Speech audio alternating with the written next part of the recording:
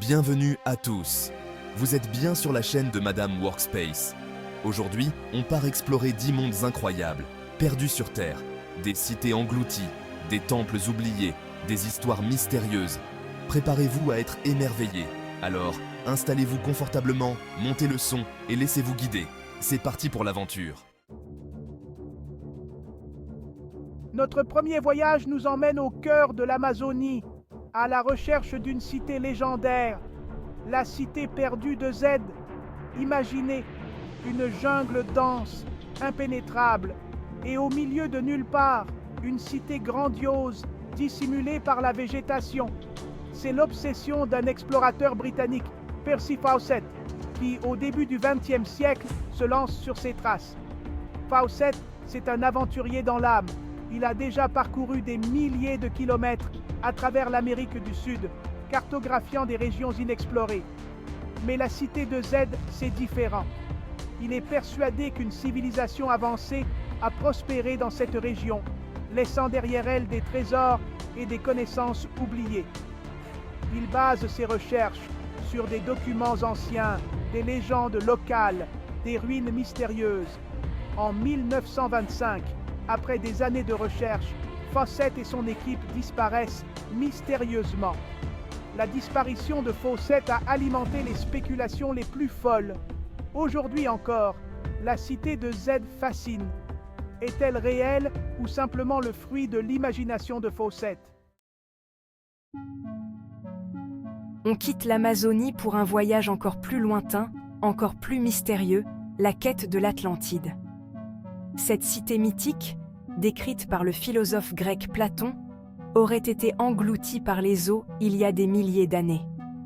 Imaginez une île immense, plus grande que l'Asie mineure et la Libye réunies. Une civilisation avancée, dotée d'une technologie supérieure, vivant dans un véritable paradis terrestre. Selon Platon, l'Atlantide aurait été détruite par un cataclysme, disparaissant sous les flots en une seule nuit.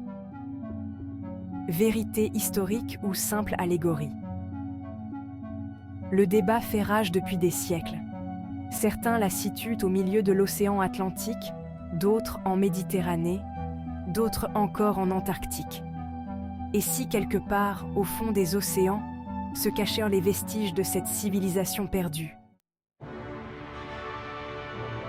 Oubliez les cités perdues sous les eaux. On part maintenant pour un lieu bien réel, mais tout aussi fascinant. La cité de Petra, en Jordanie. Imaginez un canyon étroit, creusé dans les montagnes de grès rose, et au bout de ce passage secret, une ville monumentale se dévoile. Petra, c'est la capitale des Nabatéens, un peuple arabe qui a prospéré il y a plus de 2000 ans. Ils étaient passés maîtres dans l'art du commerce, contrôlant les routes des caravanes qui transportaient l'encens, les épices et la soie entre l'Orient et l'Occident. Les Nabatéens ont sculpté des tombeaux grandioses, des temples et des palais directement dans la roche. Oubliée pendant des siècles, Petra est redécouverte au XIXe siècle par un explorateur suisse. Se promener dans les ruelles de Petra, c'est comme remonter le temps, c'est se plonger dans l'histoire fascinante d'un peuple disparu. On quitte le Moyen-Orient pour les sommets des Andes, au Pérou, à la découverte d'une autre cité perdue, le Machu Picchu. Imaginez une forteresse inca perchée à plus de 2400 mètres d'altitude, au milieu des nuages, entourée de pics vertigineux.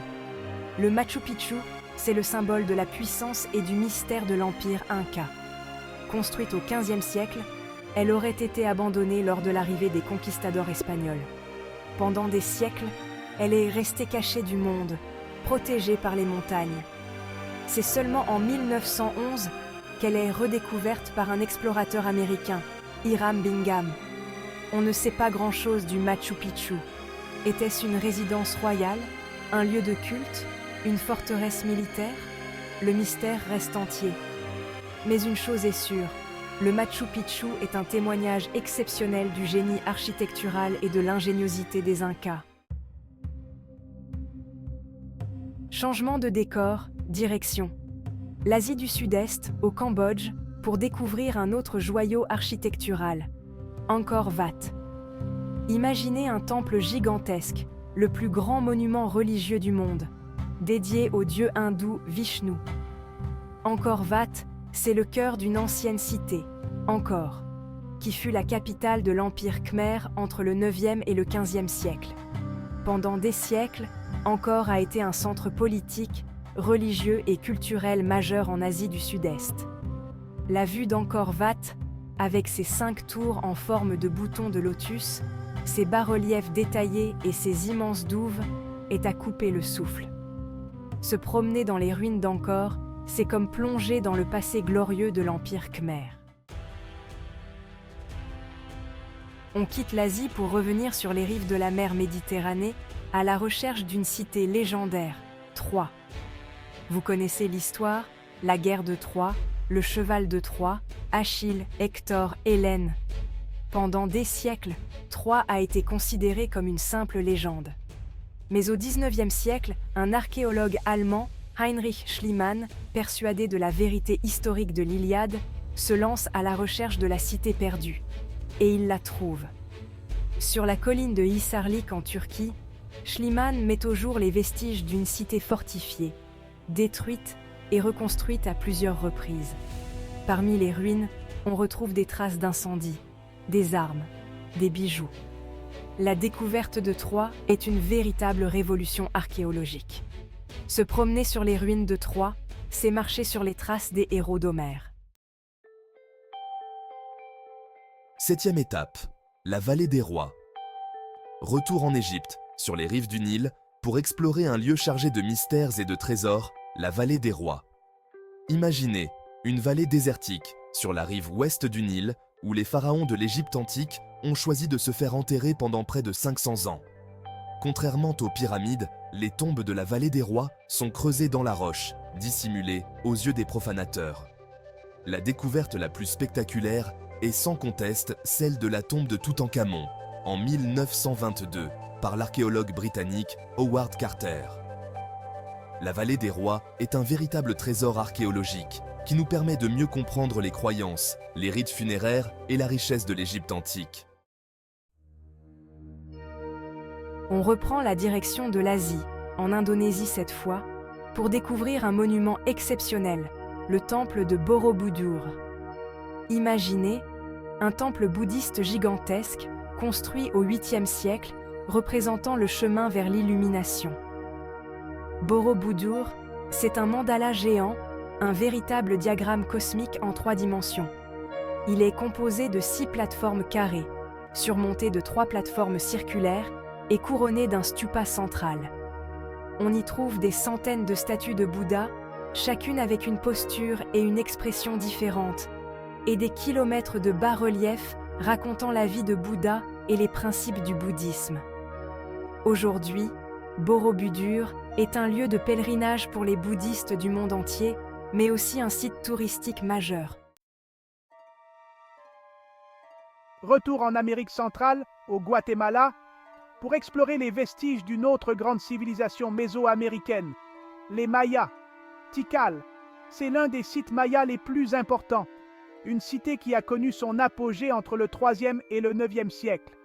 Imaginez une cité perdue au cœur de la jungle, avec ses pyramides imposantes, ses temples décorés de fresques colorées, ses palais et ses places publiques.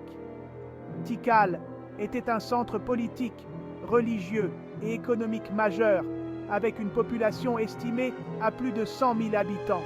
Les Mayas de Tikal étaient des astronomes hors pair, des mathématiciens et des architectes de génie. L'abandon de Tikal, comme celui de nombreuses autres villes mayas, reste un mystère. Se promener dans les ruines de Tikal, c'est partir à la rencontre de la civilisation maya. Notre dernier voyage nous conduit en Turquie, sur le site de Göbekli Tepe, un lieu qui bouleverse notre compréhension de l'histoire de l'humanité. Imaginez un site archéologique datant de plus de 12 000 ans, soit plus de 7 000 ans avant les pyramides d'Égypte ou Stonehenge. Göbekli Tepe, c'est un ensemble de structures circulaires en pierre, décorées de bas-reliefs représentant des animaux sauvages. On y trouve également des piliers en forme de T, certains atteignant plus de 5 mètres de haut et pesant plusieurs tonnes. La fonction de Göbekli Tepe reste un mystère. S'agissait-il d'un lieu de culte, d'un observatoire astronomique, d'un lieu de rassemblement pour des chasseurs-cueilleurs? Göbekli Tepe est un site exceptionnel, un témoignage précieux de l'ingéniosité et de la créativité de nos ancêtres. Et voilà, notre voyage à travers les mondes perdus de la Terre touche à sa fin. J'espère que vous avez pris autant de plaisir à les découvrir que j'en ai eu à vous les présenter. L'aventure continue, et qui sait quels autres secrets la Terre nous réserve encore.